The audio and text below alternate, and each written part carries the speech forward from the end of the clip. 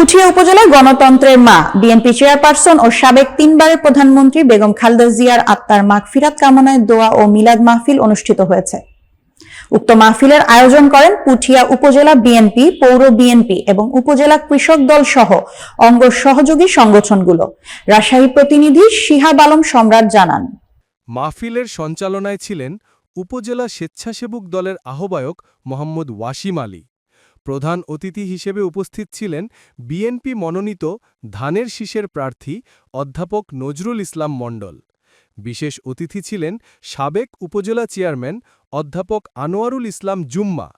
এছাড়া সভাপতিত্ব করেন পুঠিয়া উপজেলা বিএনপির সিনিয়র যুগ্ম আহ্বায়ক আবু হায়াত মোহাম্মদ আসাদুজ্জামান।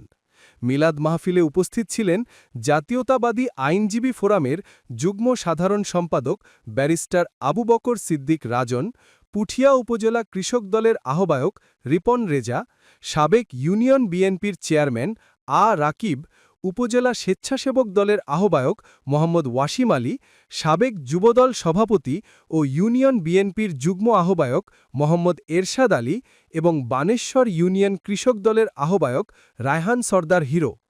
বিএনপির অন্যান্য অঙ্গ সহযোগী সংগঠনের নেতৃবৃন্দও উপস্থিত ছিলেন।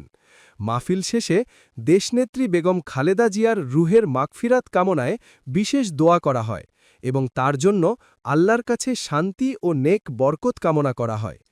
উক্ত দোয়া ও মিলাদ মাহফিল পুঠিয়ার রাজনৈতিক ও সামাজিক মহলে তার অবদান ও স্মৃতিকে স্মরণ করার এক গুরুত্বপূর্ণ আয়োজন হিসেবে মূল্যায়ন করা হয়েছে।